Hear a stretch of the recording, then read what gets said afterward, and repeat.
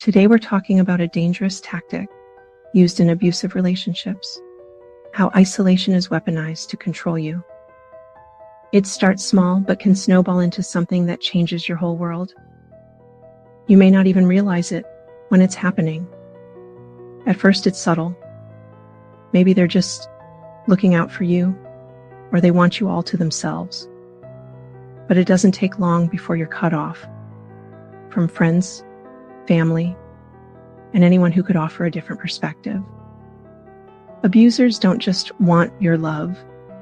They want control over your thoughts, feelings, and choices. And isolation is the key to locking that control in. What you're experiencing isn't just jealousy or concern. This is a calculated tactic used by abusers, particularly narcissists, to isolate you from the people who care about you. The goal? To make you feel like you have no one but them to turn to. And it's not because they love you more than anyone else. It's because they need you to be dependent on them. They need you to need them. And they'll use a combination of the carrot and stick approach to pull this off. Well, what does that look like? The stick method is much more obvious and direct. It's the constant criticism of your friends, the accusations about their motives, or even passive-aggressive remarks. They might even threaten you indirectly by saying things like, "I don't like it when you hang out with them. They don't have your best interest at heart." Then there's the carrot, the subtle approach that's harder to see. Maybe they plan an intimate evening, surprise you with something you've been wanting, or tell you they'll do something for you that shows how thoughtful they are. It's designed to make you feel guilty for wanting to spend time with others. They'll use your guilt against you to reinforce that being with them is the best choice for you. Here's the thing.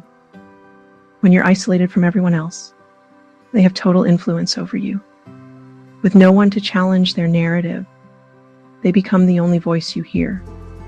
And when they're the only voice in your ear, it's easy for them to manipulate how you think, what you believe, and how you act. They get to control the entire environment you exist in. And this isn't just about a few snide comments here and there. In severe cases, abusers might go as far as limiting your access to your support network, moving you far from your family and friends. Yes, even out of state. They might restrict your access to a phone or a car, or even make it difficult for you to visit people they don't approve of. Over time, you're left questioning your self-worth and thinking that your friends and family are the problem. Your partner will make sure that you feel like you can't live without them, reinforcing that you'll be alone and unimportant without their presence. And it doesn't stop there. This isolation can start to feel like a never-ending cycle. You stop reaching out because you're scared your partner will get angry and scared of what they'll say or do. If you do manage to get away, you feel guilt for leaving. The emotional toll takes a heavy hit on your mental state, and you might even start to believe them when they say things like, "No one else will choose you," or "They're just using you." And that's exactly what they want. They don't want you to have other voices challenging them. So, what happens if you break free from their grasp? The hardest part of getting out of this manipulation is often just reaching out to those connections you've lost. It might seem impossible at first, but it's critical to remember that the people who care about you, the ones your partner kept you away from, are still there. They still love you. They're waiting for you to see through the fog and control that's been created around you.